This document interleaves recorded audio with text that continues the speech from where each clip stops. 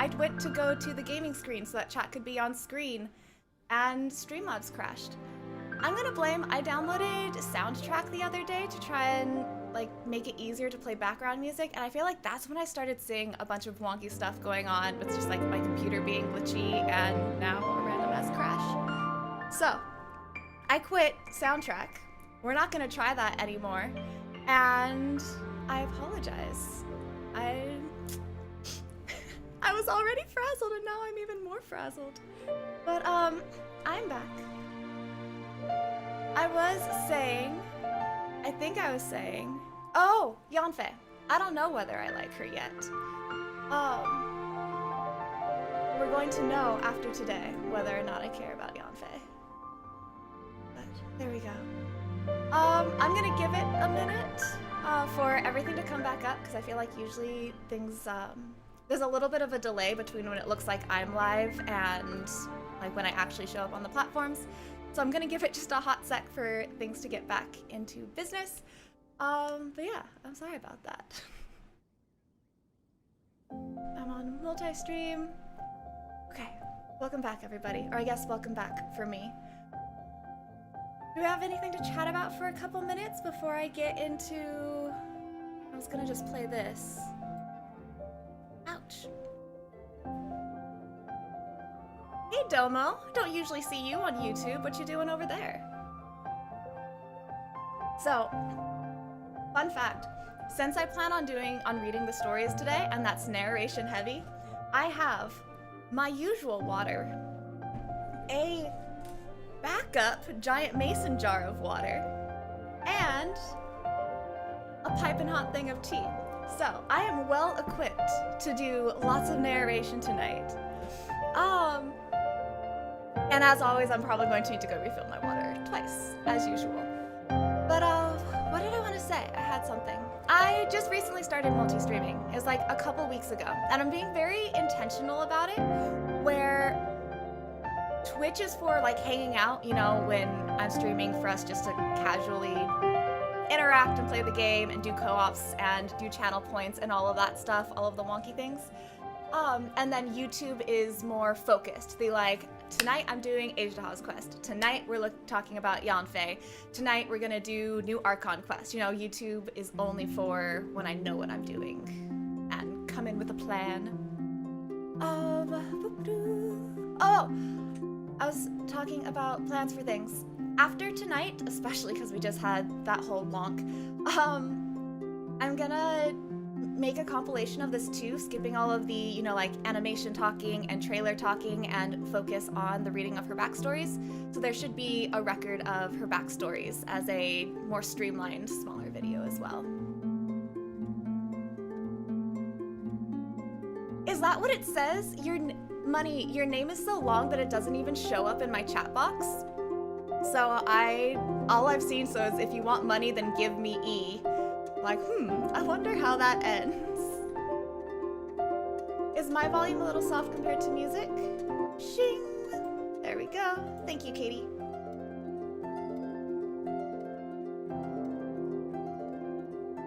But speaking of music, meow. Let's go ahead and get started with the promised material. So, starting with her trailers, I'm going to try to not interrupt the trailers and do my commentary afterward. But we know how good I'm at. We all know how good I am at that, right?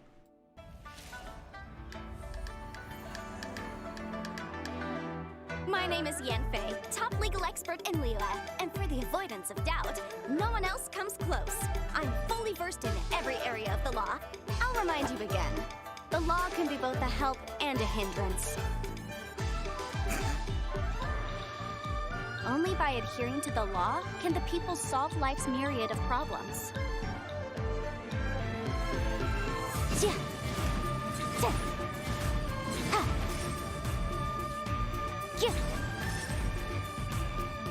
Incinerate!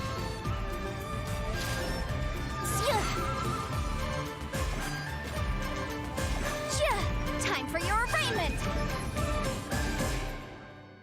Anyway, okay. My point is, you can always rely on me. So, first thing that like stood out to me when we were doing her quest as part of the teapot, I love her voice actor.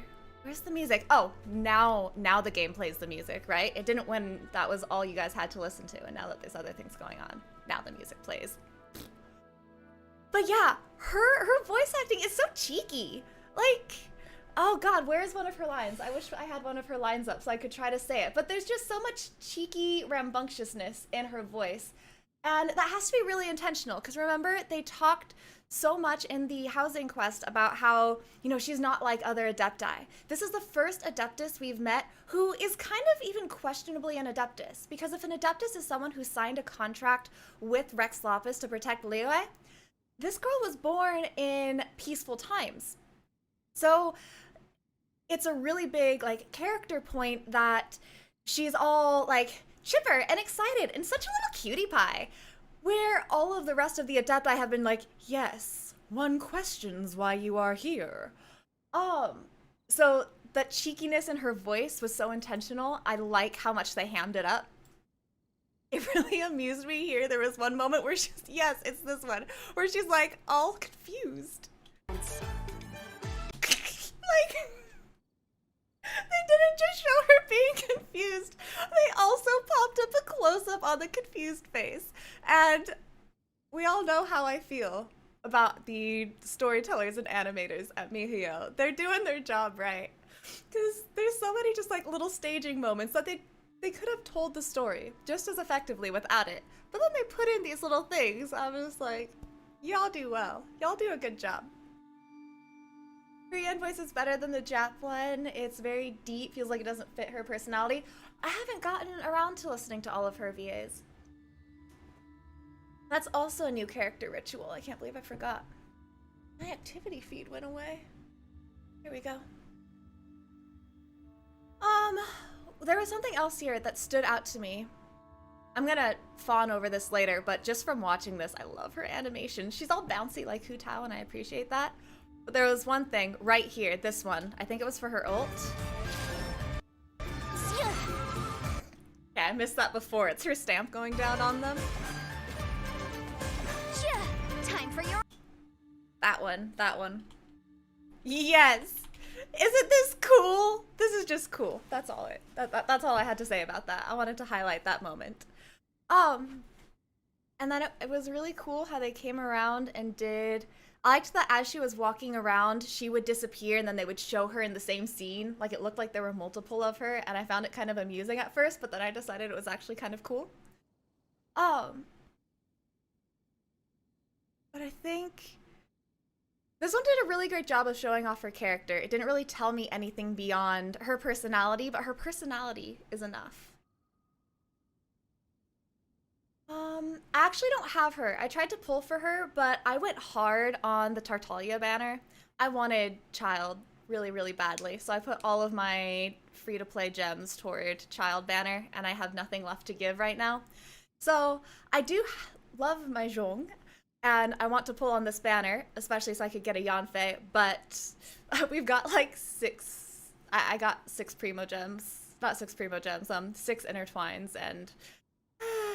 yeah, I'm not feeling hopeful. I feel like maybe I'll get a few more pulls in the span of this banner, but it's not gonna go far.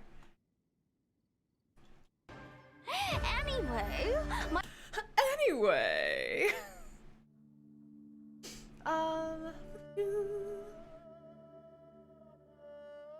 Ooh, that's still a little bit hot. I heard that anyway. I didn't actually notice it the first time. Alright, this is the one where I expect something important. So, going back to Wig and Quiet mode. Turning this up. Shing.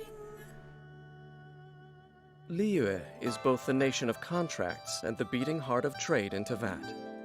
Its laws are rigorous and exhaustive, serving as pillars of order in a fluid population. But those able to memorize and abide by all the laws of the land number few indeed. Accordingly, when civil disputes and criminal proceedings arise, the first point of call for many is Liyue Harbor's famed legal advisor, Yanfei. only by adhering to the law can the people solve life's myriad of problems. Honored as Liyue's top legal expert, Yanfei knows the law like the back of her hand, as well as how to bend it, balancing legality and humanity. Her expertise routinely. Alright. Remember when I said I wasn't gonna interrupt? Fuck that. That was a good line. That was a really good line. That, she knows the law like the back of her hand, as well as how to bend it, combining, what was it, legality and humanity? Ooh, that's a good idea. Balancing legality and humanity. And when we were going through her story quest on the whole housing thing, like, I brought that up, the whole, when you're in big systems, you make generalisms? You make generalizations, there we go. You make generalizations, and you have to make generalizations in order to deal with massive amounts of data and circumstances, but you necessarily lose accuracy, and I didn't have the word at the time, but it's, you lose the humanity of treating every situation as it deserves for its circumstances when you generalize to deal with large populations. So, the call out there that she is a little bit of... Antithesis and foil are both not quite the word I'm looking for, but I hope you guys get like where I'm trying to get at. With Ningguang, where Ningguang is all about, let me take this huge stack of laws and put more laws on top of them. That's gonna help. Ningguang is all about creating more complexity in the laws to try and close every loophole. Where Yanfei is also a representative of the law, but she goes about it on the person-by-person basis rather than Ningguang's looking down from the castle in the sky, literally. Resolves the most intractable of disputes. But if confronted by those who act with flagrant disregard for the law, it is Yanfei's command of fire and flame that will place them in jeopardy. Little note there too, though. Isn't that not what you're supposed to do? Aren't you supposed to, you know, not take it upon yourself to... I guess... We are in a more medieval realm, medieval universe. Maybe she's allowed to pass judgment, but I feel like that's something a lawyer is not supposed to do, you know? You have the lawyer to find the truth and then the judges to pass judgment. I feel like she shouldn't be passing judgment when she decides. But anyway, it's fiction. It's fine. As Liyue's most sought-after legal advisor, Yanfei provides legal support across the whole of Liyue, which has allowed her to explore many of its hidden corners. Having mastered the legal codices, she is well versed in the various local specialties traded by the waterfront. When Yanfei is in the party, the location of resources unique to Liyue appear on the minimap, making it easier to gather certain... Turning this down to chit-chat because... When Dane goes back into narration mode, that's when I care. Domo, YouTube here doesn't have a dono option. How would we contribute to getting me funds for Yanfei? I guess it would have a dono option when I turn on memberships, but all of the dashboard stuff says like, you're not quite ready to turn on memberships. How about you grow a little bit more before you do that? So I haven't done it. And I took down my donation thing on Twitch because I needed to make a new panel. I need to fix that. We have a couple more weeks to pull for Yanfei, so we can revisit that. But I appreciate the thought, or that it occurred to you. Thank you. Chi-Chi power? Wait, where was Chi-Chi's power creep? Yanfei and Ningguang playing good cop, bad cop is definitely how I see it, but I'm also biased against... I'm also very biased against Ningguang. I don't like her. I don't like her. Okay. Okay. Give me a hot sec. It will end the effect. Yanfei's sharp eyes and keen wits aid her in singling out opportunists and lawbreakers, whilst the adeptal power that resides within her helps when it comes to serving out justice. After unlocking the talent my Chrome tab's not showing up. Yes, up here. She will deal an additional bout of AoE pyro damage. Tap Yanfei's elemental. There we go. This is all I wanted. There we go. Deal AoE pyro damage. Hitting an enemy with her elemental skill grants Yanfei the maximum number of scarlet seals, which she can use to unleash a follow-up charged attack, keeping the ball firmly in her court. Oh, I feel like it's about to come. Unleashing Yanfei's elemental burst. Oh, no, I was early. Hers is a lot longer than Rosaria's, don't we think? I'm finding the tip jar page, and I can just drop the link. No, not a custom page. How do I totally had this up at some point. I shouldn't have taken it down. Adept use of brilliance allows Yanfei to increase her Scarlet Seal accumulation rate and string together charged attacks, dealing greater damage to her enemies. Yanfei's flaming seals are a powerful legal instrument, and her terms of use ensure that they bolster her position in any form of dispute. By first accumulating Scarlet Seals, then following with an enhanced charged attack, Yanfei can rule decisively on any case before her. During battle, Yanfei can alternate between normal attacks and her elemental skill to Since deal I'm finding power that, damage to y'all can enemies actually listen to the and gain video. Scarlet Seals. With Scarlet Seals in her possession, Yanfei can release powerful charged attacks to put the enemy on the back foot. When Yanfei's energy is full, unleash her elemental burst to further increase her damage output.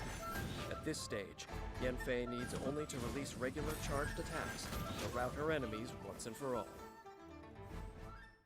Yanfei was born during Liyue's peacetime. Though part illuminated beast, she never signed a contract with the Geo Archon. Unconstrained by Adepti responsibility, she keeps herself busy in the city, experiencing all manner of worldly affairs, comprehending all levels of human emotion. I like that point right there. So they just like pretty much summarize the basis of Yanfei's personality, that like this is an Adeptus who was born in peacetime. That's like kind of the cornerstone of what she seems to be built around, and then all of her personality bloomed out of that point. So I'm not surprised that that's what Dane's focusing on here. That line he just had about In her hands, Read. affairs, comprehending all levels of human emotion. comprehending all levels of human emotion. That one, I feel like that's the whole point of it, right? Why do we want to explore an Adeptus who was born in peacetime and interacts with humans more? How is that Adeptus going to be different from other Adepti? And I think that's the point right there, that she can comprehend all levels of human emotion. It seems to be perhaps part of being an immortal, though, you know, we have Venti who seems pretty in touch, so maybe it's not inherent to being an immortal.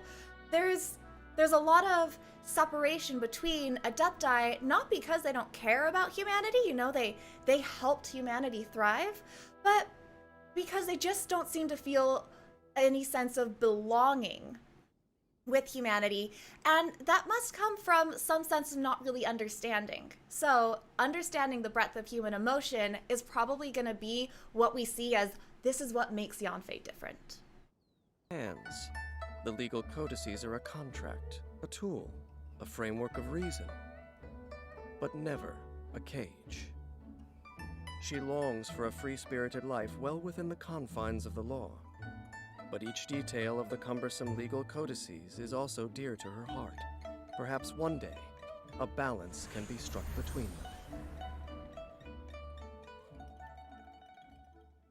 I want that last line. A tool, a framework But of reason, never a cage. but never a cage.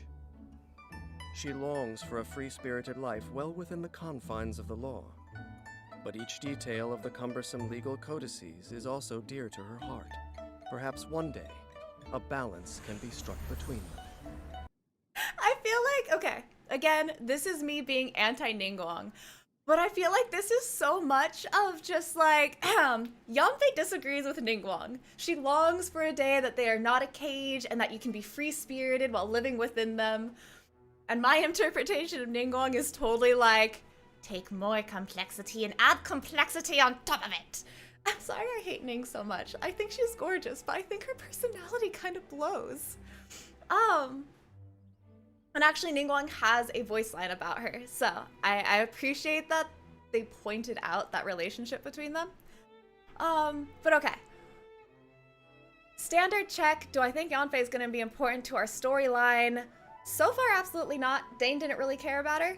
Dane said the central piece of her character stories, but he didn't tie it into himself or Conria or the central conflict. So, Yanfei's a cutie, but just like Hu Tao, she's a cutie there to be cute and probably isn't going to drop any huge importance as far as our future conflict. But I'm always excited, I'm always willing and excited to be surprised. Next part is to actually visit her character stories, and that's why I wanted to have like nice background music. The game is currently doing that for me sufficiently. Why do I even have the game open? Oh, for animations later. That's why. But should I turn the sound off? Yeah, let's turn the sound off just for now. You guys are gonna have to remind me later to turn it back on because that happened last night. And then we always like this one. I want it low enough that it doesn't compete with me while I'm talking, but that it fills the dead space. Wait, Leviticus, wait, okay. I can't let this slide. I have such a strong opinion about this. If there were going to be a next Geo Archon, then it could be Ningguang. I won't argue that. But there can't be a next Geo Archon. The Geo Archon is dead. He gave away his Gnosis. In order to be the Archon, you have to inherit a Gnosis, and he went and gave it to the Tsaritsa. So we can't have another Geo Archon. Do not give Ningguang this power. I cannot abide. No. Ningguang can buy it back. Yo, okay, if that bitch can convince Tsaritsa to give her a Gnosis, then you know what? She deserves whatever she wants. I will give her props for that achievement. But Tsaritsa has the Gnosis. There can be no Geo Archon. Oh my god, kill the Tsaritsa. You guys are so pro Ning. I don't know how to deal with this. Where is this link? I'm literally on a page where it says I can customize it. I'm like, I don't even want to customize it right now. Let me just find the link. How do I, why is this so hard? Oh, visit site.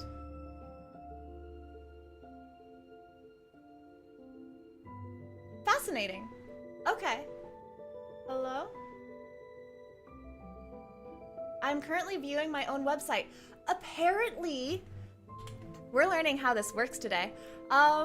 Apparently Streamlabs gives me a website that's just like, I'm gonna drop it in Twitch.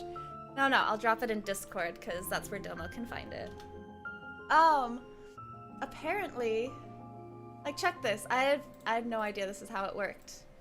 Streamlabs literally gives me a site where like it shows the stream and the chat and then also the tip page. I'm gonna have to customize that soon. Here's Discord. Dropping it. I'm just dropping it in general for now. With no expectation. I really appreciate that you want to, Domo. Thank you very much. Whoa, we would have to watch me like get it configured though, because I've never bought anything. I've been so free to play so far. I don't even have like my credit card information in the game, so we'd have to figure that out too. We are pro beautiful anime women. Yes, but there's story, guys. But there's story.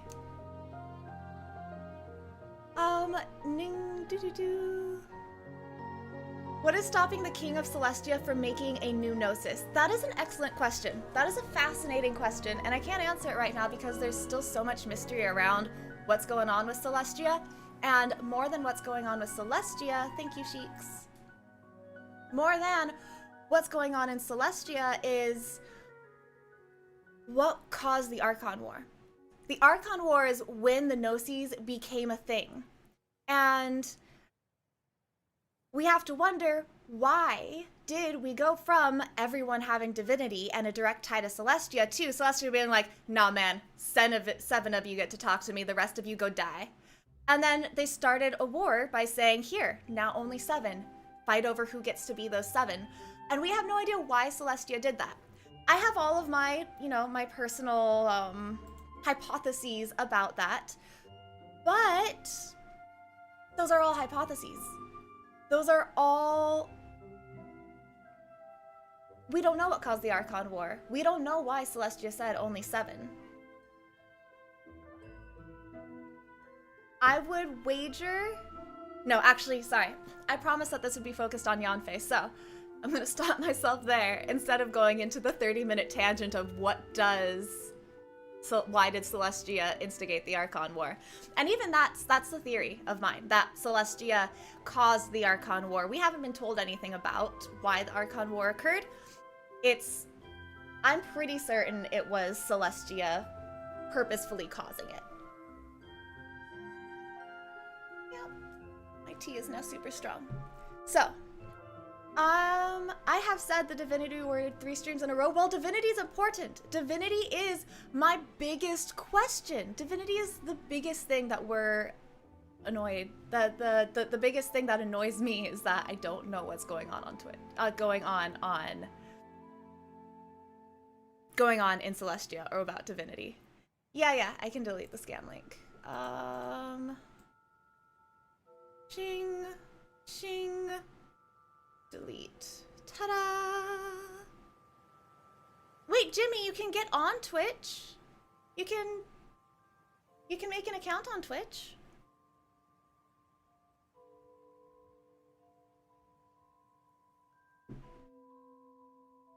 All right. I haven't heard complaints about game audio volume for a minute, so I'm going to start the narration section. This is, let's learn about who Yanfei is. So, Liyue is a port that prizes contracts and trade, and it is a place where wealth accumulates. Merchants from various nations are active here, which has contributed to Liyue's abundance, but has also brought up many disagreements. The Tianquan, Ningguang, has written a very comprehensive compendium of laws to deal with this, but not everyone has the patience to study them. Thus was born the role of the legal advisor in Liyue society. Highly familiar with Liyue's laws, they help those in need to navigate any contradictions, earning recompense for their efforts. Yanfei is the premier legal advisor in Liyue Harbor. She's always able to obtain the most benefits for her clients, insofar as the law will allow. Some even call her the law that walks. But in truth, what Yanfei, one of the few half-illuminated beasts who have yet to sign a contract with Rex Lapis, really wants to do is live a free and happy life. As for the copy of the general law of Liyue that she carries around on her person, Yanfei has this to say. If you don't wish to be bound by the rules, you have to first understand them all. And I respect her for that. You gotta understand the rules in order to break them. There's a philosophy around that. I always forget what the words are, but it's these 3 words of learning things, where the first stage is to imitate, to learn, to understand, to just do it as it has been. The second stage is you understand it well enough to start bending the rules. And then when you've achieved mastery, then you go ahead and you start making the rules. So you imitate, you bend, you create. So Yanfei's going on this. I appreciate the follow, but I don't know how to say your name in a way that's not gonna get me in trouble on Twitch. So thank you. I'm just gonna go with Holes. Thank you, Holes, for the follow. I'm glad you're having a good time.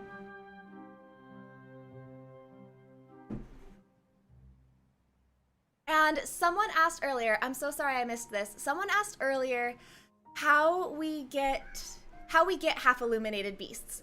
And it's the Hules. But Hules, really? Oh, someone asked earlier how we get half illuminated beasts. And it appears to be that the stork brings them. I don't know if anyone remembers which story it was. We were looking at it earlier, but I got all excited. I was like, OMG, is this the story of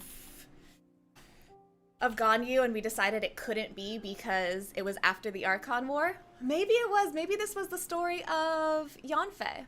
But if we go to volume 5, no, it's Qilin, Hidden Jade. Oof. I don't remember what it was. There's a story, a volume of a book that talks about a half adeptus being created. And it's pretty much just like there was this beautiful nymph, elemental spirit, who had no sense of shame, or just like didn't realize that people clothed themselves. And there was a boy in the forest, and she revealed herself to the boy in the forest with no sense of like what the limits and expectations and societal standards of humanity was. And then it says they talked, and that the next day a baby appeared on the man's doorstep. And the implication is that it was their baby, and that's how we get half illuminated beasts. But apparently the stork brought them. The baby appeared on his doorstep, and he just talked to the elemental being, so not sure I believe. However the legend got written down, I'm not sure it's really hitting what happened, but I'm enjoying 1.5. I really enjoyed the Archon quest. Character story 1. As the most sought-after legal advisor in Liyue Harbor, Yanfei's rates are also top of the line.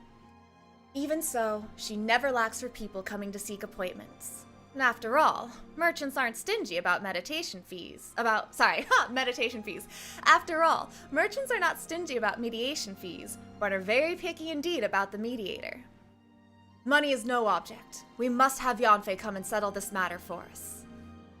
Many rate Yanfei in this fashion, not only for her quick thinking or her masterful oratory, but also because she very greatly emphasizes this cornerstone of the law, fairness. Her mediations often end in win-win situations, and even merchants with daggers drawn will temporarily set their prejudices aside. Though she is unbound by a contract, Yanfei has made her own contribution to the peace and prosperity of Liyue. Okay, this reminds me of what my favorite thing about that whole housing quest was that, yeah, she never officially had a contract with Rex Lapis, going back to peacetime, but she's carrying on his will. Godfather Rex Lapis must be so proud of her because she goes around making sure his harbor stays fair under human standards and human mechanisms. She ensures fairness without elemental interference, and his heart must swell when he hears about her. Because she really just lives by his values.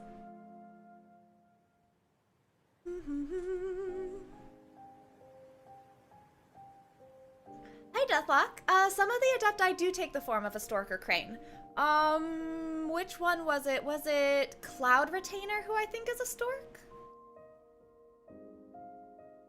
Yanfei is cool. I really like her story-wise. Even though she doesn't seem to be important, I like how she fits into the whole... she's important to Liyue. I don't think that Liyue is particularly important to our conflict down the line. They had their chapter, and that's going to be their involvement. So they're not important to us as we travel through Teyvat, but she's incredibly important to what Liyue is becoming and its own future. And I appreciate that for her. I appreciate that for Liyue.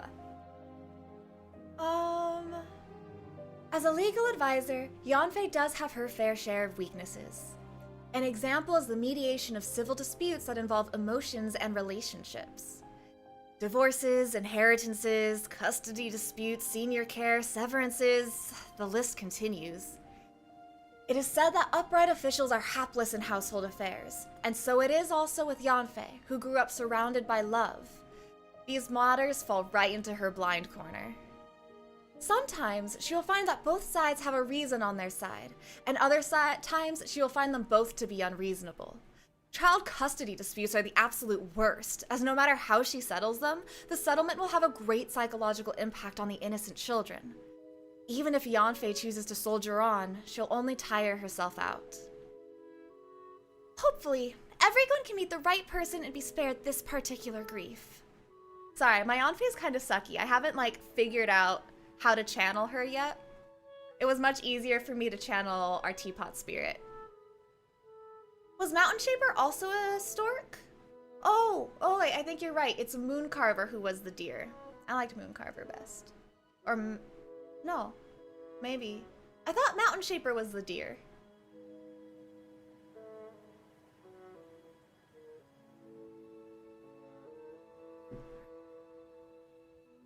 As a result of her greatly tolerant nature, Yanfei has a wide variety of personal relationships throughout Liyue. There's no need to worry about rubbing a sore spot, and you'll be able to get along with her whether you're an avid conversationalist or not. Of course, this is true as long as you don't attempt to debate with her or start a conversation about the legal profession. Yanfei in work mode is a completely different beast to deal with. Additionally, Yanfei has cultivated the habit of being overly rigorous from her long years of studying the law. When chatting, Yanfei will vigorously eliminate any ambiguity or loopholes present in the discourse and can seem like a bit of a chatterbox. When she realizes this, Yanfei is wont to knock herself on the head with a book in irritation. That doesn't seem healthy. That seems like...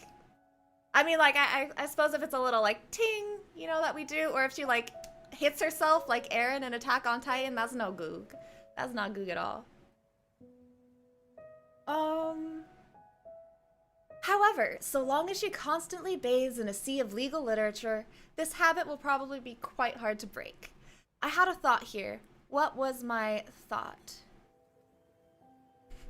Maybe it's just that she kind of reminds me of myself.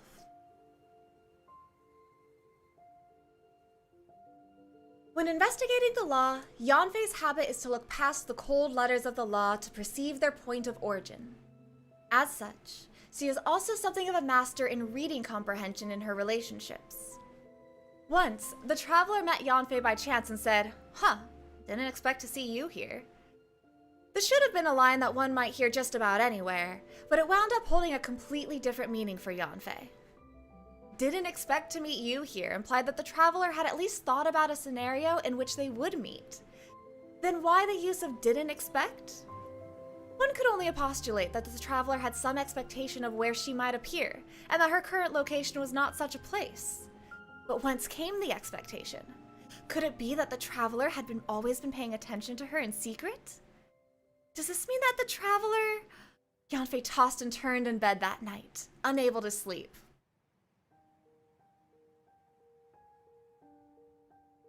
Is this... Okay, does anyone know what this means? It kind of sounds like... It sounds like it's someone who, you know, is my crush paying attention to me? Oh, did my crush notice me? Is kind of what it sounds like. But also... Like maybe that's not the implication they're trying to get at. Maybe this is just like she trusts her own judgments on things. Like if she... I think it is our traveler, because she didn't say a traveler. It's the traveler and then traveler capitalized. So I think it's like us. She met us. And she was all like, oh no, I couldn't anticipate one of their behaviors. And I think that's how I want to read it. I want to say this isn't that, oh, my crush noticed me. Is my crush paying attention to me? Though honestly, this line is hard to take any other way. But if we ignore that one, maybe it's that, like, the being something of a master of reading comprehension in her relationships. If she's always used to being able to call what's going on, then maybe it would be deeply disturbing to her. Maybe it would be deeply disturbing to her to be surprised by something like, oh no, I didn't expect him to say that, or her to say that. Then, like, am I losing my touch? Did I not notice something? Is there something I'm missing in my understanding of situations? Like, if it's her job and her purpose in life to be fair and understanding in all cases, maybe it throws her off to have been told something she didn't expect. AKA overthinking. Yeah, pretty much is. It sounds like overthinking. But then I go back to, like, could it be that the traveler had been paying attention to her in secret? I'm like, it's hard to take that line in anything except like, oh, is my crush paying attention to me?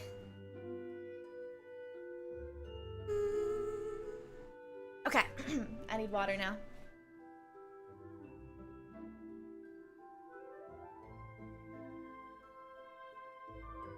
Yanfei's most prized possession is the steel-yard balance that her father gave her. It is said that this balance was a treasure given by Rex Lopus that can be used to measure the value of all things. For convenience, Yanfei tends to use Mora to balance the scales, which is to say that she uses Mora to evaluate objects. The prices of many objects have slowly changed over the years, but weighing an object with this balance only gives its value at the time Mora was created, leaving the rest to Yanfei to exercise her own wisdom and judgment. Across the measurements of countless objects, Yanfei is able to see the changes in Liyue. Some objects that were once common have become vanishingly rare, and some exotic objects of the past have been rendered pedestrian today. This steel-yard balance reminds her that many things cannot be valued by the standards of the world. She once tried to weigh the value of a vision, but no matter how much Mora she added, the scales would not be balanced. In frustration, she placed on the scale the box on her waist, which contained her heavy, handwritten legal notations. Only then did the weights at last even out. Alright, couple thoughts here.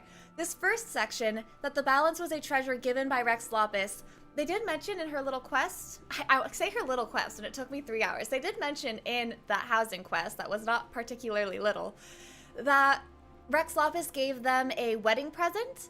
So the fact that it was given to her father, originally from Rex Lapis, is I wonder if that was the wedding present? I don't know. Idle thought. I don't have anything to really put into that. And then... oh, just the inherent magic of this item? Like, how? Usually, okay, here's where I'm pausing. I'm trying to gather my thoughts. What we've generally seen from how the magic system of Genshin works is that it's elementally based. You know, it's Avatar style, but with 7 instead of 4, where you resonate or synergize with a certain type of element, and that's what you are able to, oh god, what is the word I'm looking for? That's what you're able to utilize. That's what you're able to channel. But this is kind of different. Oh, we've also seen lots of ghosts. There's a big precedent for ghosts, spirits, souls. We learned about reincarnation last night. So we know that magic system includes souls, and it includes elemental, like, feeling and connection to the earth, to the world. This seems like it doesn't fit into that magic system.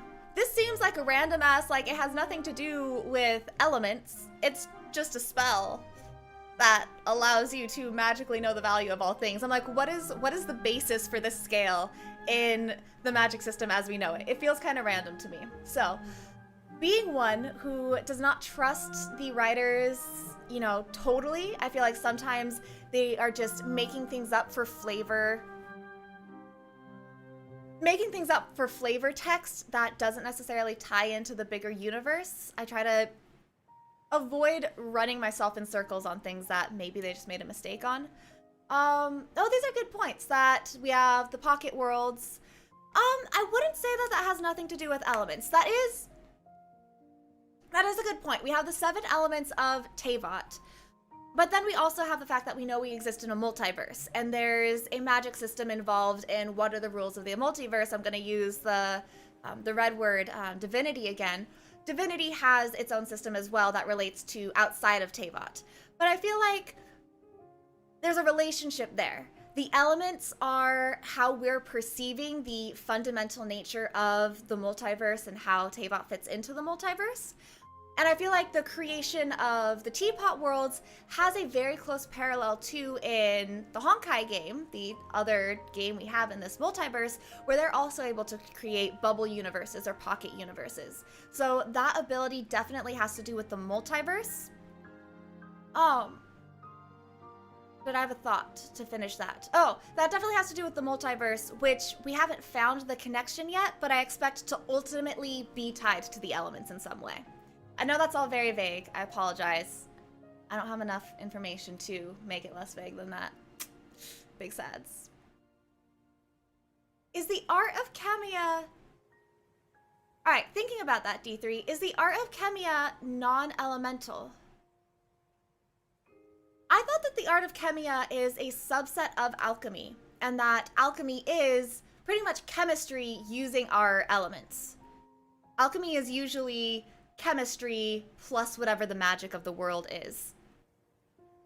So I feel like, oh my god, Sheiks and your swag. Okay. You guys are making good points. Maybe I overgeneralized with the magic system is based on the elements. I do kind of stand by that. I think everything ultimately comes down to being either elements or spirits or souls, because the adepti stuff, I always do that, seems to be tied to the souls thing. You have spirits, you have ghosts, and even dream hopping is entering the consciousness of another being that's interacting with their soul outside the physical plane and in the metaphysical plane. So I would say that the adepti stuff is focusing on the soul part of the magic system. Hi Angelo, I have a big question about the elements. We have heard about the goddess of salt. Would salt have been a totally different element or a minor element inside the inside of Geo? That is an excellent question. It's excellent because we don't have the answer to it. That is one of the, like, we don't have a complete understanding of how the universe of Teyvat works. You know what loading screen pisses me off so much? Genshin, wiki, loading screens. There's literally a loading screen that just like, Teyvat has its own laws.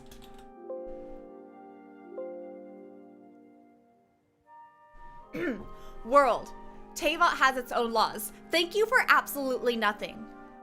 I get very annoyed.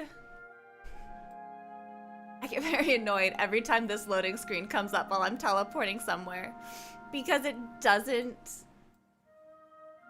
We know this. We know that there is a magic system here that we have an incomplete understanding of. Not even incomplete. We have tip of the iceberg understanding of, and it pisses me off so much that they just rub it in my face. It's like, did you have to do that to me? You really didn't. You're just mocking me. But going back to, like, so my speculation on the answer to that question, would it be that there are two options here, and I'm not sure which one I prefer. Either there were many, many more elements, and being the god of salt was its own thing. Like, she had divinity centered around salt. And that when the Archon War happened and the 7 Gnosis were passed around, Celestia either arbitrarily chose which 7 it was, or the Gnosis were inherently non-elemental and whoever owned them set what their element was. That's where I was trying to go. It's possible that whoever held the Gnosis determined what element it was. So the 7 winners of the Archon War determined what the primary elements would be. I kind of don't like that one as much because the 7 that we have seem very generic, and something like salt or dust are very specific. So I guess as I've said it, I've gotten myself to lean a little more towards the second option, which is what you said, that one is within the other, that salt is a subgenre of Geo. And I feel like there are classes of elements. So we have the 7 main elements, and then salt would be a specific manifestation of a Geo spirit. And then dust, you know, dust is ground up stone. Dust would also be a specific manifestation of a Geo spirit.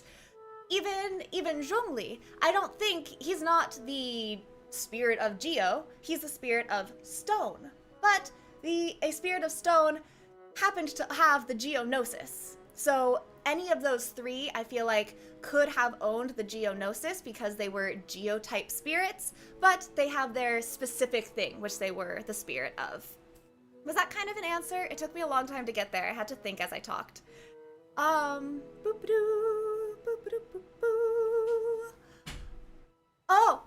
my follow-on thought to that, last thing I have on it, is we kind of saw, the reason I prefer it is we kind of saw it in the story of Mondstadt, where Decarabian was he god of storms or something?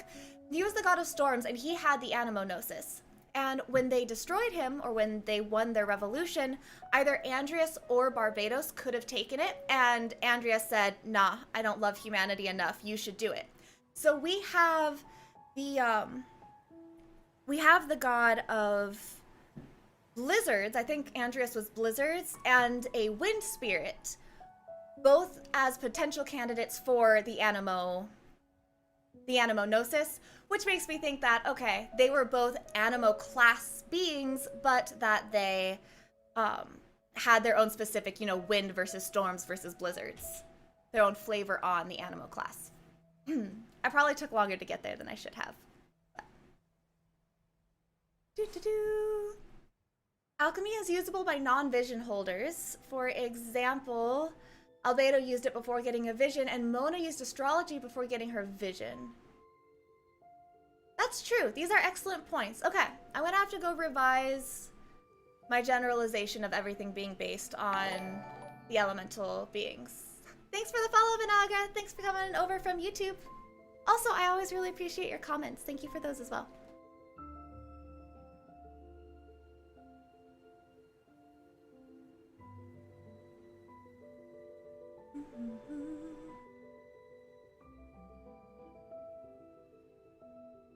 I'm trying to think if I have, like, follow-on thoughts to this. And I kind of do, but they're going to spiral. We've already spiraled far away from Yanfei, so I'm gonna go back into my little theorizing den and think about this more. But thank you guys for pointing out, like, I was neglecting alchemy and astrology as part of the elemental generalization. Yeah, I need to think about that more.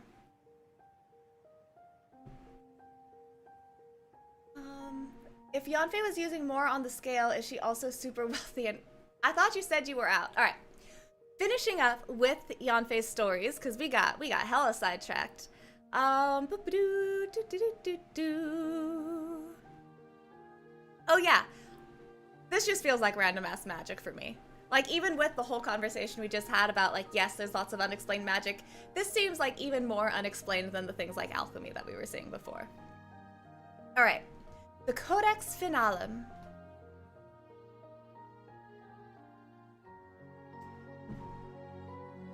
Oh wait, I see a long comment, so before I take us away from this topic.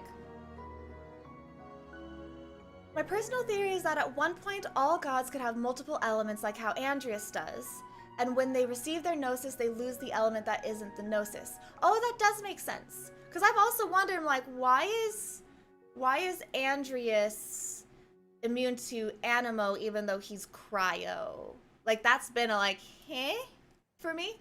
So the idea of them having multiple elements, it really just goes back to before the Archon War, things were a lot less divided. Oh, I just thought of another connection to Gnosticism. Notes. Dropping in a thought for myself in before Archon War, less Gnosis, things were less divided. Oneness of Gnosticism. There we go. Sorry, I just had a big brain moment. I'm always thinking about Gnosticism. We can't escape.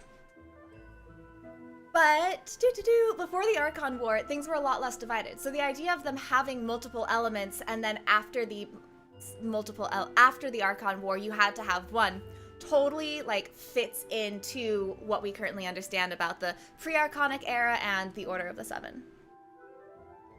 Mona's study on astrology is based on hydromancy. Yes, absolutely. It's a way of seeing into the future if you need to control the element of water for that. Yeah, Mona introduces a problem. Mona's problematic because from most of what people say, you have to have a vision in order to control elements, and that a vision has to resonate with you before you can use it. So that was like with Ningguang's vision story, where she found an abandoned vision and it resonated with her, so it activated and she could use it. Mona's stories say that her mentor, her master, gave her a vision, and that she didn't really see the value in it. All it did was get her wet, and like it was supposed to help her focus her hydromancy. But that means that to someone with whom the vision had not yet resonated, was still able to act as a focus for her. And then it says later, after a long time, eventually it was imbued with her own divinity, her own power. But that whole it's literally a one-liner that pisses me off because it contradicts everything else we know about how visions work, is that before it resonated with her, it could still be used to help her with her in astrology. But that's how I feel about it. Anyway, let's get back to Yanfei. Thank you guys for going on this tangent. It's always super interesting, but I did make a promise. We're on Yanfei today. So, Codex Finalum. This is the most special of the many legal treatises that Yanfei collects. As opposed to the codices that grow heavier and more complicated with time, this book is unbelievably light and thin. After opening it and getting past the prologue, one will find naught but the most basic few principles of the law inscribed. As Yanfei sees it, this is the final form of the law. In the far future, the law will have entered into people's hearts. All people will be amiable, modest, and live happily in this world. the laws of judgment will lie empty and the mountains of legalese shall be caked in years of dust. Though it may sound like something very far off, for someone like Yanfei, in whom flows the blood of an illuminated beast, living to that day is hardly a great accomplishment. But if I think about it more deeply, I'd be out of a job then, wouldn't I? After encountering one of Xinyan's performances by chance, Yanfei was quite taken by this new wave of performance art. That said, learning an instrument from scratch proved to be a bit difficult, so after consulting a great many resources, Yanfei came to what she considered to be a decent backup plan. If such a day were to arrive, she would just become a rapper. For someone who can recite tens of thousands of words worth of Liyue law from front to back within an hour, speed at least should be no challenge. Alright, let's just let that one be. Do we have commentary on here? Do we have thoughts here?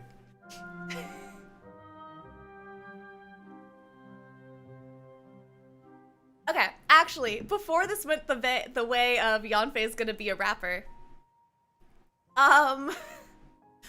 we now have in Liyue, yeah, Yanfei new album, we have a whole crew here. We've got Yanfei, Xinyan, Xingqiu, and Hu Tao, all as like poets or lyricists or musicians or apparently rappers. It's like they could get a whole traveling bard team going on just from the Liyue prepubescent crew. Prepubescent, I don't know, teens. I'll give them benefit of the doubt that they are pubescent.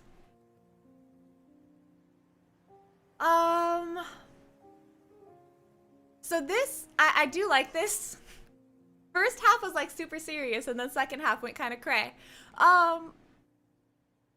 But this just goes back to anti-Ningguang. Ningguang wants to add more laws. Yanfei wants to say like, be guided by a few principles. And I've decided I really like Yanfei.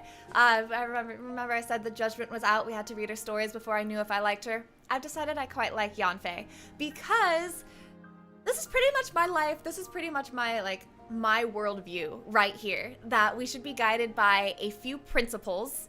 Oh, thank you. We should be guided by a few principles, and then,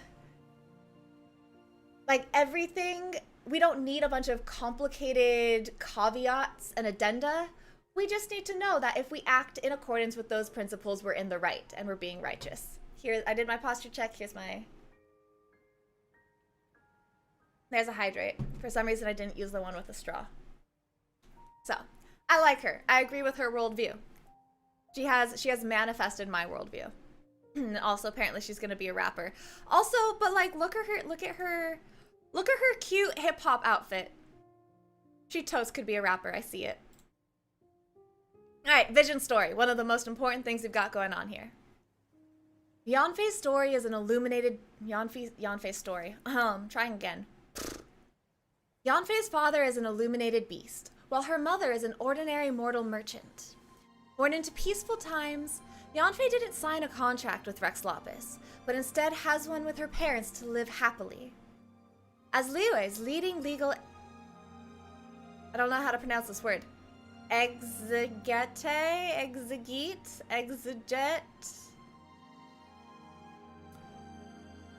As Liyue's leading legal thing, she is no stranger to exploiting some existing loopholes in the law, at times for herself and sometimes for others. It has been made clear often enough that Yanfei is not a stickler for the rules and has no wish to be shackled by strictures. Still, she contributes to the betterment of Liyue as she seeks her own pleasure, and will not use these loopholes for ill. When making amendments to legal loopholes each year, Ningguang the Qianshuan will often study Yanfei's doings, as if she were Liyue's unofficial legal troubleshooter. In a sense, one could argue that Yanfei makes the laws better at the lowest possible price. The principle is also the reason why she has never been convicted of exploiting any such loopholes. Yanfei believes in no structure without laws, and what she wishes for is to live as one pleases without overstepping. Everyone in Liyue, adeptus or mortal, protects it in their own way. That is why Yanfei possesses a vision, one that is of equal weight to her principles.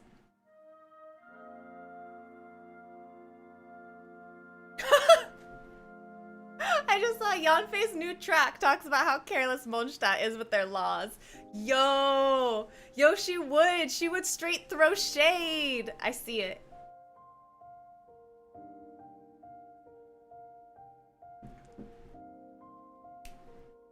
All right, once again, we have a vision story that does not actually tell us how she obtained her vision, which is upsetting, clearly. None of us like that. I feel like we didn't even really learn anything here. I'm really picky about my vision stories, all right? I'm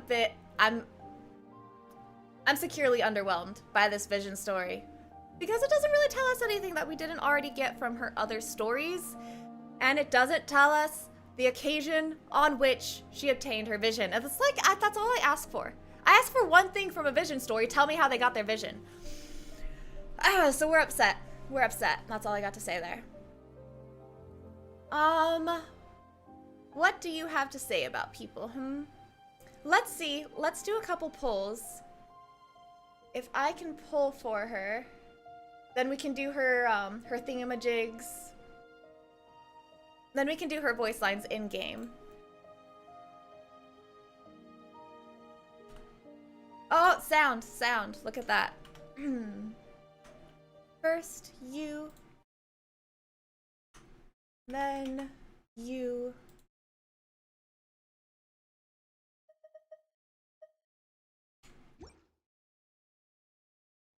Then I'll need to turn game audio back up. All right.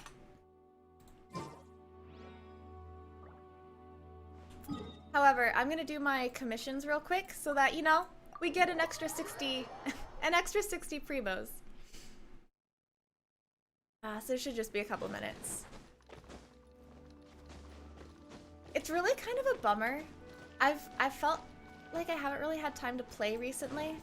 Like, I'm too busy to play the game more than, like, any time I'm on stream is approximately the time with which I get to play the game, and that's it. Oh, okay. I've always picked the wrong one.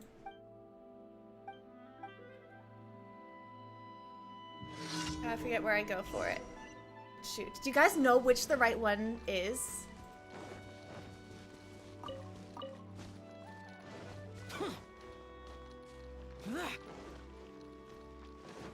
I know, Jimmy. I know that you're Comet.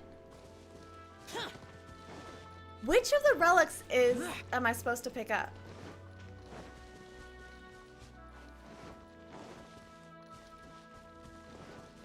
I know she's a treasure hoarder, but if I give her the right one, I'll get different dialogue. And that's important. Isn't it important to find all of the dialogue options? Shoot.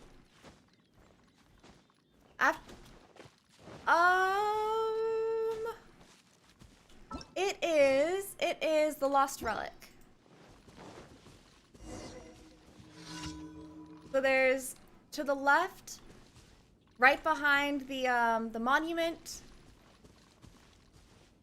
Oh, I have to keep searching after the wrong one?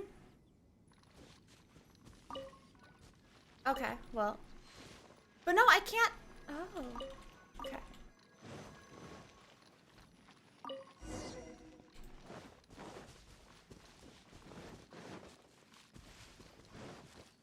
Six months into the game, and apparently I still haven't figured out all the commissions. Oof. Is that what we call an oof? Where do I search after the wrong one?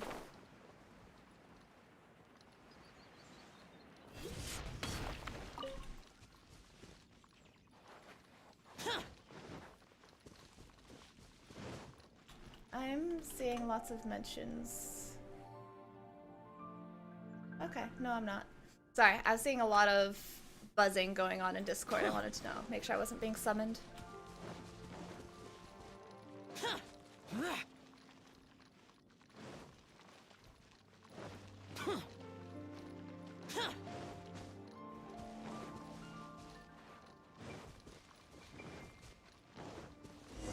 Okay, so it's the wrong one. Okay. But now it says it's over. Right? So, oh, I need to fail 2 times? Okay. Or was it the Hilichurls that like were over by there, right? I thought I had to go back to her and then kill a Hilichurl. Was it Hilichurls that were over where I originally find the packages? Alright, I'll just fail it again. I do like Zhao. I like Zhao quite a bit. Because I'm bad at playing the game. So I need Zhao to let me just jump on things, and then I need Zhongli to let me just get hit by things. And then everything's fine. But that's what I require in order to survive at my current world level. Or at any time. Not what I wanted. You were supposed to be you. Stabilize. Order guide you. And then there's Venti sitting there pretty much dead. Here, Venti, you can live. Time for takeoff.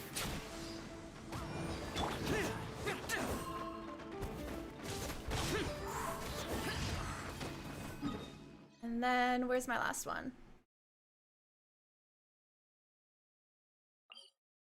I haven't yet.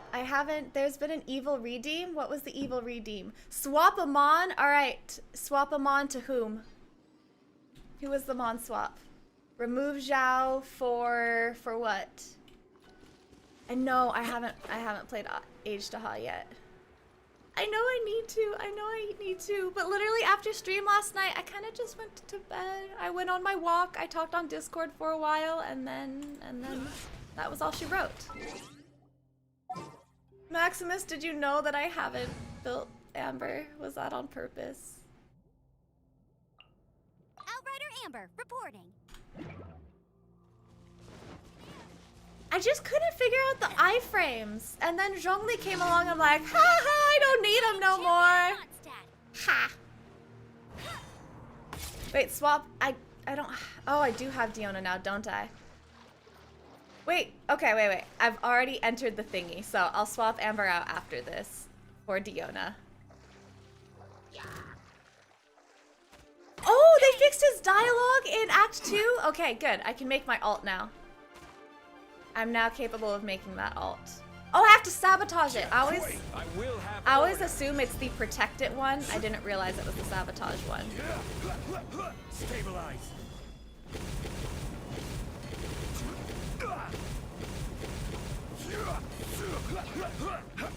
You know Diona's still level 1 though, right?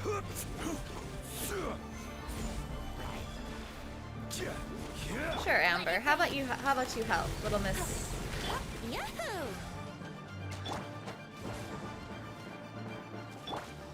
I don't know if I can do it because I defended it for so long, and we don't have Zhao out. Zhao's the only damage dealer that's built. Oh, I guess Kaya. You guys said Kaya's ready.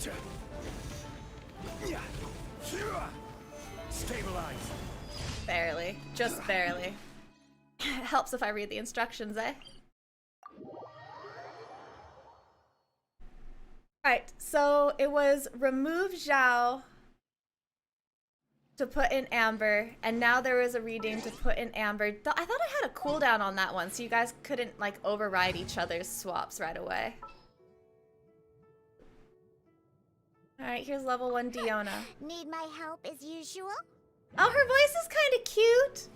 Her voice is kind of cute. Also, hi Chungo. Add Astra. Yes. Just give me the things. Alright. Wishes. Do we get any wishes? We don't even get a single wish. Never mind, and no gambling today. I thought we had gotten Primos from Zhongli's quest yesterday. Did we not get anything from Age to Ha yesterday? Alright. Turns out, in order to look at her, we need to go do her trial run. Yeah, I kind of want her. I like her. I like her quite a bit, actually. But I mostly just wanted to look at her design, which we can do in the trial run, too. Get a trust rank level? Ooh, I could do that. That would work. What am I seeing here?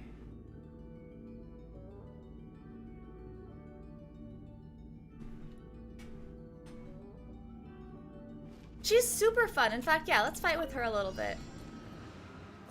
I like how playful her animations are, but I don't have Hu Tao, so I can't compare. Did they reuse any animations from Hu Tao? Her stamp, I think, is my favorite. That's the coolest thing. Invisible evidence. Okay, I see the 3 seals. Incinerate. Oof. So when I have the 3 seals, what do I do with her 3 seals? I thought the rule was to use her E when she had 3 seals. And I see 3 of them. Charged attack with 3 of them. Breath of the flame.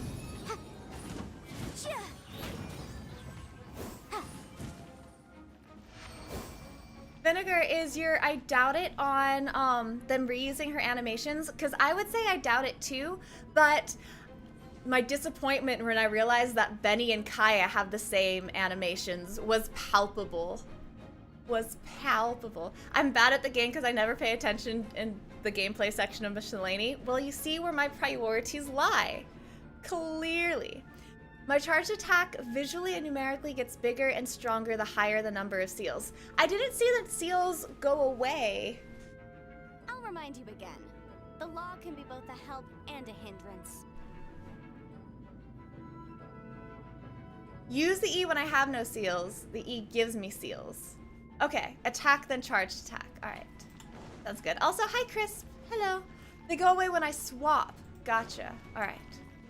Well, going back to her animations. Oh, wait a minute. Yeah, they can't have the same animations because they're the wrong weapon. Adoy, they have the same, they have different weapons. I wondered if they had the same animations because they're both so bouncy. And their bouncing just feels very familiar. Where like the balancing on one leg. Like I feel like, doesn't Hu Tao have one like that where she throws herself back? 1, 2, 3. Yeah, okay, so she only has a 3 combo. That's interesting. Like they're usually 5 or 6. They're a little like bounce and then land on one leg. It was fun. And then plunge isn't particularly interesting. That's just a run. E. Motion to compel. Alright, little spin, but nothing super exciting there. And then, oh shit, I don't have her Q up. Incinerate. Alright, so I've got my seals. Aha. Cool. Alright, but then Q. Time for your arraignment. I don't see anything really special about her Q animation either. They did a really good job of making her like, it looks like she has an impact on things, but she's also herself just like super bouncy and excited. So her animations are lovely. But I feel like Catalyst users don't usually have much movement. And I guess that makes sense because they're just, you know, throwing at stuff. So they don't have to move that much to be effective in the way that, you know, any other physical weapon wielders have to move. So it makes sense that they have less movement, but there's just less for me to fall in love with on them. I do like her 3rd one here. That one's cute. I like that one a lot. It's very cute.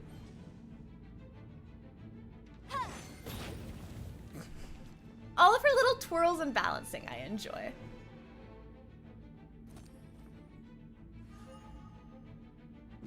Boop-a-doo. When using Yanfei, always use her charged attack the second I see 3 seals. I thought I did. I was using her charged attack lots. What's for 15 seconds? Her Q gives me seals even when not attacking. Oh, fascinating. But how do I lose my seals? I didn't see my seals going away. And she's almost dead anyway. Even more? Okay. One more time, we're just gonna charge attack. So that was 4,000? That was 4,000 and 11,000 with no seals. Boom boom! Did you hear that? All she says is boom boom! Okay, we have 3 seals. 3.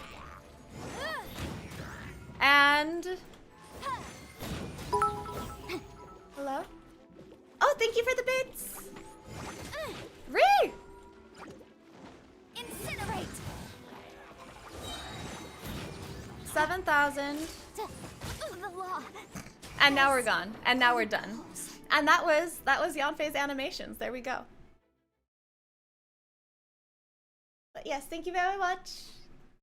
Do I reckon Lumine might have suffered from erosion like Ajdaha did? Ooh.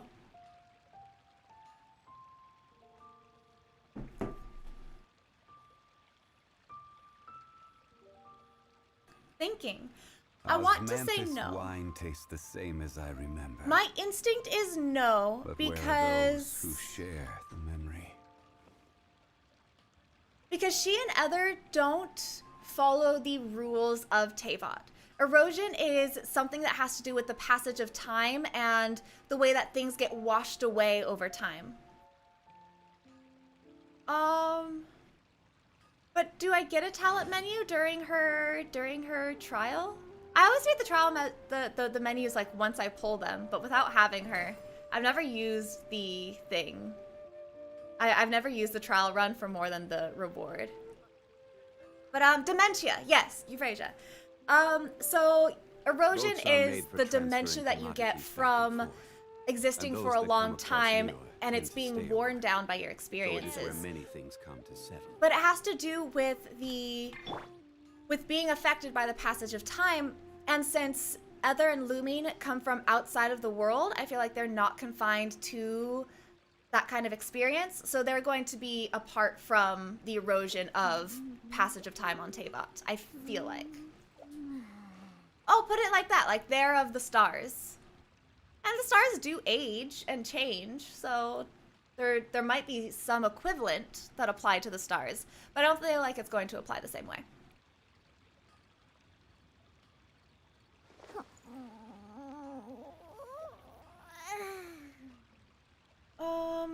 So the reason I wanted this, the reason I wanted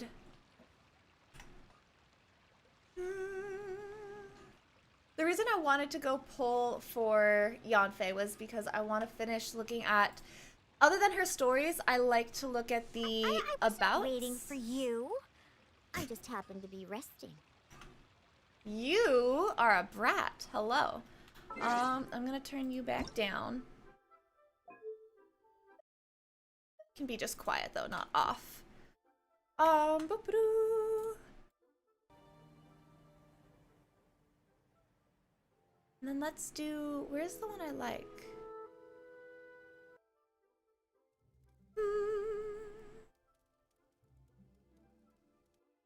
I just wanted to look at a prettier screen while we looked at her voice lines, but there are a couple of voice lines I like to look at in addition to her stories. And it's all of the abouts. Because they get more personal, each one. You think oh wait, we can listen to them. You think I come across as quite imposing when I'm reading through case files? Huh. Well, that's only when I'm in work mode. It's like I have an invisible switch. Flick it one way and I'm in normal mode. Flick it the other way and I switch to work mode. Surely you must have a switch like that too. I absolutely do.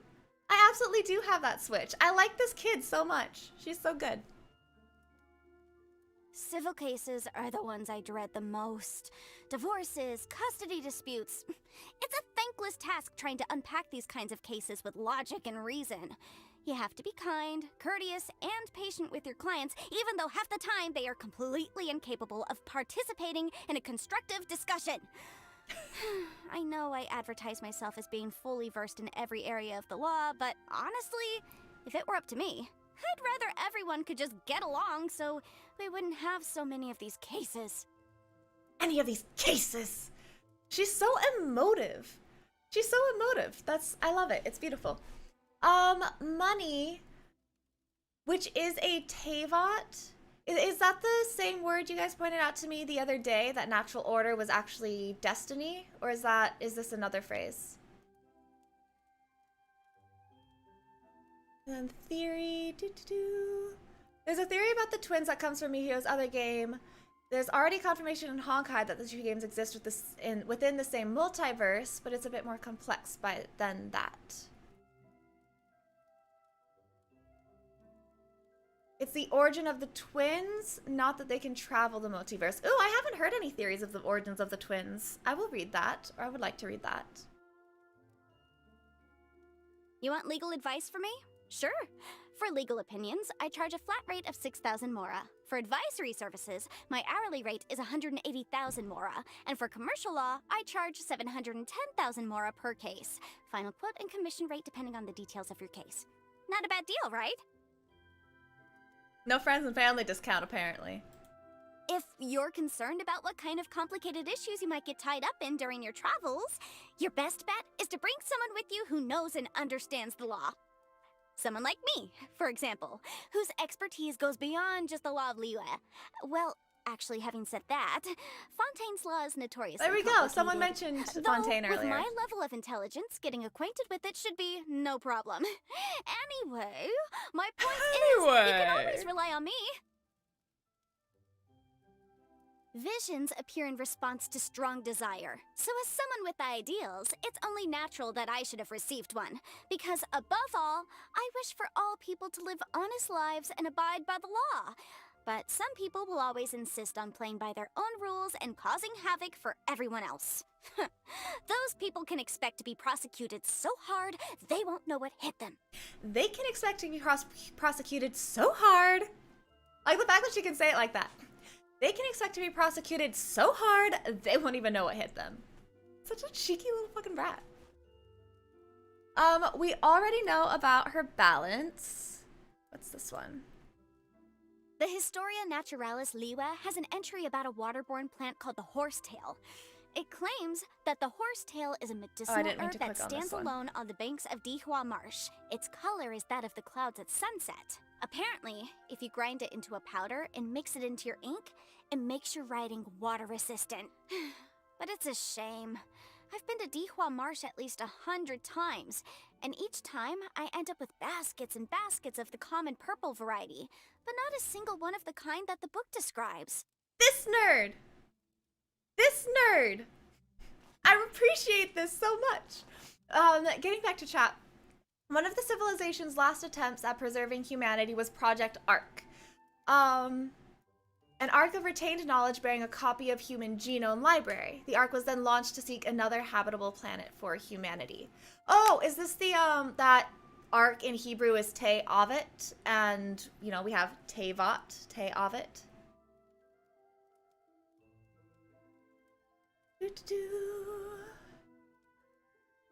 So they are, that they are Project Ark, and that would be that they were traveling worlds. But that aesthetic doesn't fit the other game. Interesting. Okay, thank you.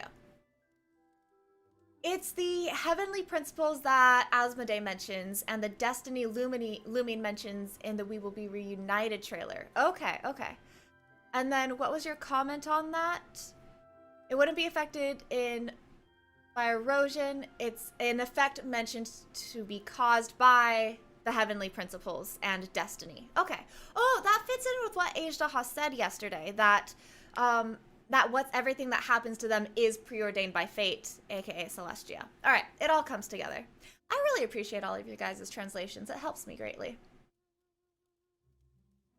I actually meant to click on this one. The Historia Naturalis Liyue has an entry about a waterborne plant called the horsetail. It claims that the horsetail is a medicinal herb that stands alone on the banks of Dihua Marsh. Its color is that of the clouds at sunset. Apparently, if you grind it into a powder and mix it into your ink, it makes your writing water resistant. This steelyard balance, but it's a shame. I've been to Dihua Marsh at least 100 times, and Okay, no, I didn't click on the wrong thing. The wrong thing plays, because I clicked on the right button. All right, I'm infallible, confirmed.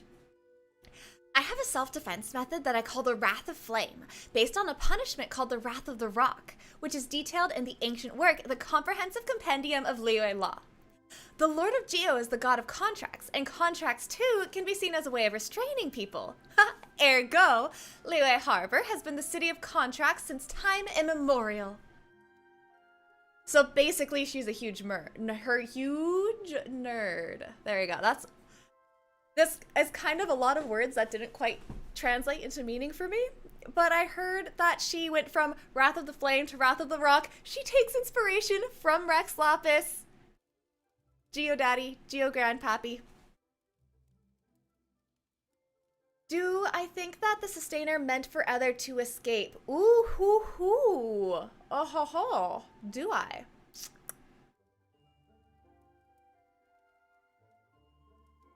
I don't have an answer for that. I just don't know. You ask a lot of questions that I don't know the answer to.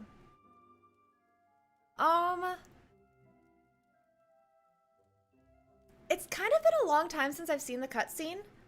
Does he fall unconscious? Is that what happens? She might have thought he was dealt with, is possible.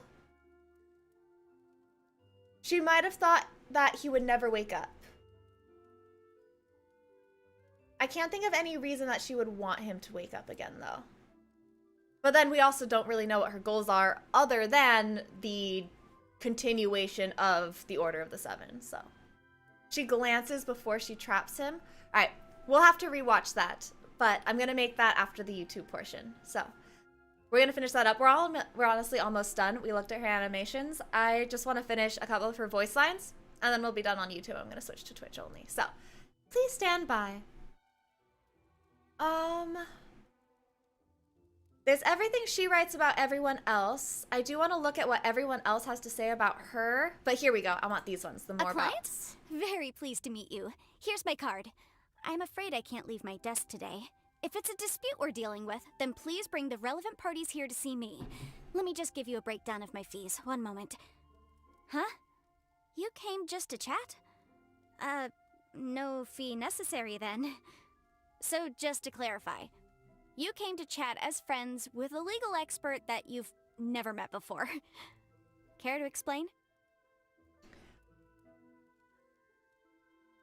Who does this remind me of? There's definitely someone else who has the exact same reaction of just like, oh, you're just here to talk to me? Thank you for the bits again, Chongo. When Lumine sheds away her innocence, that innocence didn't just vanish into thin air. It manifested into Paimon, explaining why Paimon and Traveler get along so well. Oh! Alright. That's a crack theory, but I'll get behind it. I like that a lot.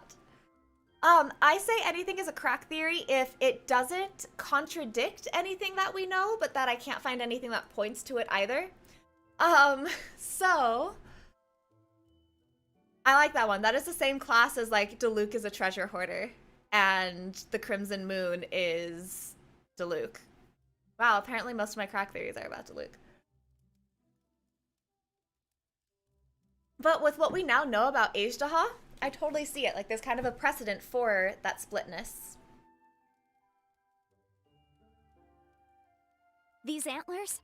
Oh, well, my father is an Adeptus, so I have Adeptus blood myself. Still, I was born during peacetime here in Liyue. I never signed a contract with Rex Lapis. Naturally, I don't have to concern myself with Adeptal affairs. I'm free to focus on the life I want to live. Works for me. Contracts of that magnitude, lifelong commitments? I've only ever signed one with my father. She signed a contract with her father. It's about living happily, I suppose. That's the kind of person he is. I'm proud of him for that. If he'd wanted me to sign a different contract, say, one about working myself into the ground, or stepping on others to achieve success, I would have ran away by now. Alright, so earlier when she said that she had a contract with her parents to live happily, Jimmy, I see them, but I'm trying to focus on Yanfei, so I'm going to revisit them when we're on Twitch only. The reason that I like this comment here is, I totally thought it was figurative earlier when she said, I have a contract with my parents to live happily. They straight up signed a contract. Like, they respect Rex Lapis so much, that's all. That's how I feel about that. Sometimes the commercial disputes I handle don't end very pleasantly. The other party might win compensation way in excess of the damages, or pay damages far exceeding the costs. Such is the price of violating a contract. Some people say I'm pretty terrifying. Others try to avoid me altogether. But I don't need to explain myself to anyone. Since the very beginning, the welfare of Mila has been my primary concern. Think about it. the origin of disputes can be traced back to the violation of contracts. People are a lot less likely to violate contracts when they see the fallout. Making sure that people realize the importance of contracts is a crucial part of my work. I don't need to explain myself to anyone. This girl. I love that she knows she don't have to explain herself to anybody.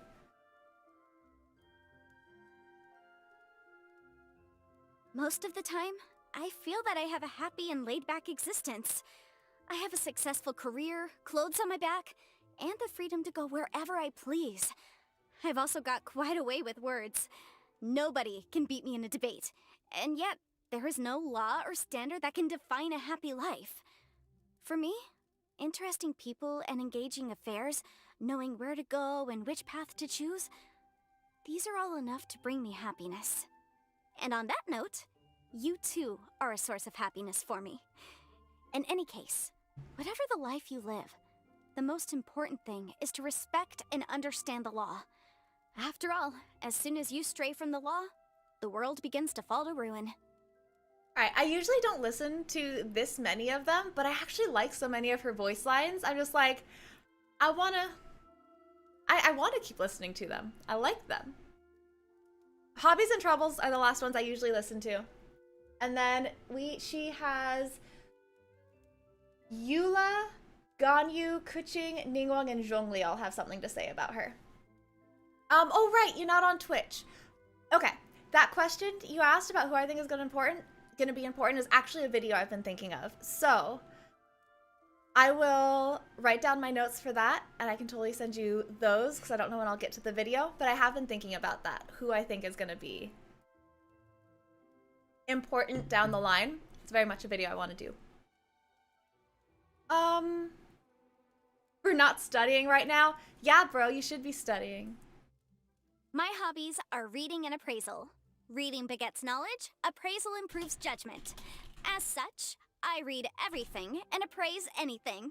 If you don't believe me, bring something over sometime. If there's a market for it, my estimate won't be far off. Take this stone, for example. Must be, 600 mora. So she just gets a kick out of appraising things. Is all I got My friends from from the that. communications office often get me to go fishing with them. They say it's to exchange angling tips, but deep down, everyone's keen to show off. I've gotten the better of everyone 100 different ways, but they continue to scrutinize my business. After so much success, it's gotten a little embarrassing. So every time, I end up taking advantage of my ingenious acting skills to make myself seem humble, you know? What's with the face? Are you doubting me? Okay. There's actually a lot to talk about here. So first, fishing seems to be a big thing in Teyvat. We've got Child, who has opinions about fishing, or like it's his favorite hobby. Klee likes to go fish blasting. And now apparently everyone at the communications office just goes fishing and like to show off about how good they are at fishing. I don't know if you're here live, NecrolX, but if you are, thank you for the sub. But yeah, that right there, after so much success, it's gotten a little embarrassing. So every time, I end up taking advantage of my ingenious acting skills to make myself seem humble, you know? I take so much advantage of my ingenious acting skills to make myself seem humble. I appreciate that. That was great. Okay. Ningguang's opinions about her. Yanfei. I suppose you could say she's a dear rival of mine.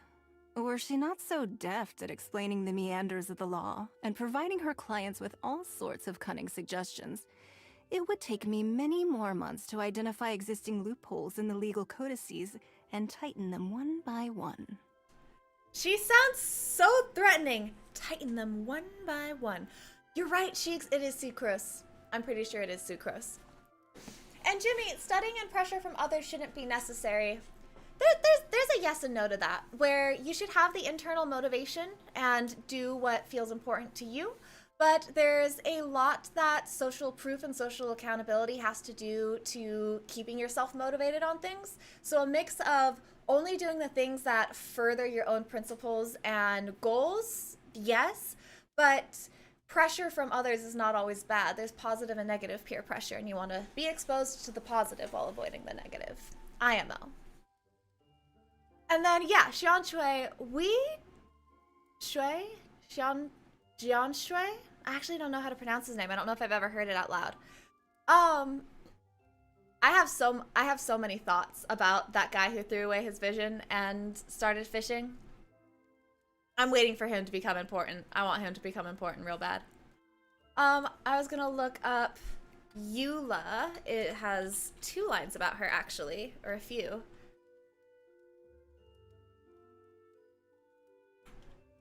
About Yanfei. So, shing. This one's a long story.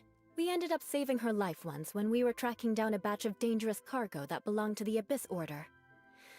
The Abyss Order had packed it up like regular cargo and wanted it shipped from Dornman Port to Liyue Harbor. She was acting as a consultant for the merchant vessel, where she discovered something in the cargo, and then began to investigate, putting herself in grave danger. Had we arrived just a few minutes later, it's likely she wouldn't have been so fortunate. I wonder if this is why we know we're going to run into her. Someone mentioned earlier that the end of the housing quest says we're pretty sure we're going to run into her. They foreshadow it. Maybe it's because in Eula's quest she shows up. Possibly. We've kept in touch ever This is since. Eula. I like how smart she is. She knows the rules, but she also knows how to be flexible and act according to the situation. A few of the knights would do well to take a leaf out of her book. Also, with her smarts, maybe she could help me track someone down that I've been looking for. She does owe me a favor from last time, after all. I want to know who Eula is looking for, but this is not the Eula deep dive, so I'm gonna ignore that. Kuching? Oh, no. No! Go back. Go back. Abort. Please, no. Eh? Oh, thank you. Okay. Since Rex Lapis left us, the question of Leo's No. future has been on my mind No. constantly. Ah! In addition, Alright, apparently that one's wrong. The way I see it, the law is a summary of things done the right way in the past. However, it should also be continuously adapted and improved to match the needs of the present. Given that Liyue is about to undergo a radical transformation, legal talent is in great demand. With an assistant like Yanfei, I could spare myself a great deal of trouble. Welcome to Twitch, D3. Good to have you over on this side.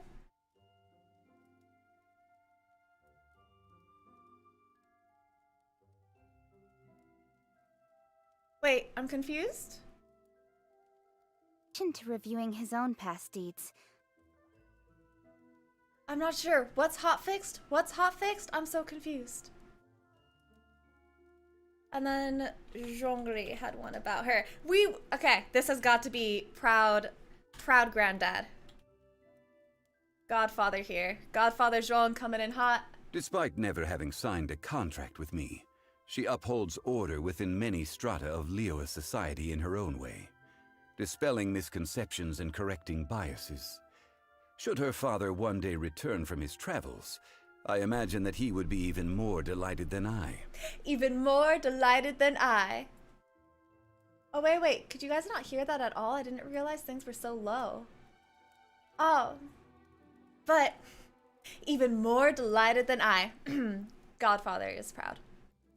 And then Ganyu.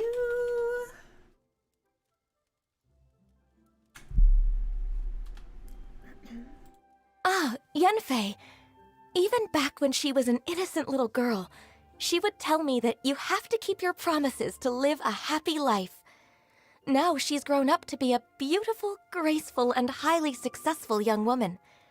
Although the work of a legal advisor is complicated, she always seems so carefree. I'm sorry. This puts my mind at ease.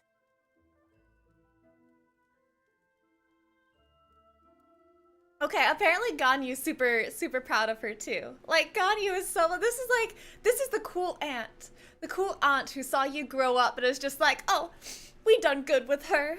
So proud. Ganyu sounds even more proud of her than Zhongli does. But you know, Zhongli's calm about everything.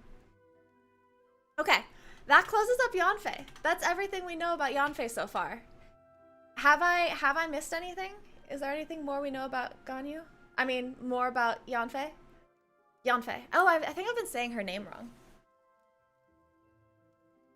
Ganyu kind of bad. Ganyu is so the opposite of bad. Ganyu is good in all things. But yeah. This girl. This cute girl. Webcam chat. Okay. Alright.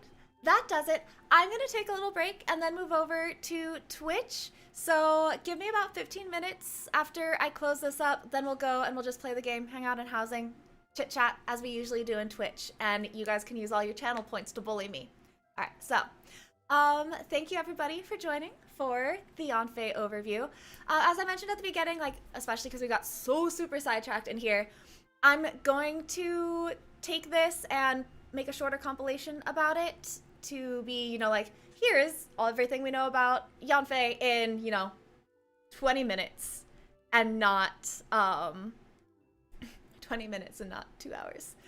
So yeah, I will see y'all later next time there's a quest that we have going on, and I will see you guys on on Twitch in 15-20 minutes. I'm actually really hungry, so I'm gonna make dinner, but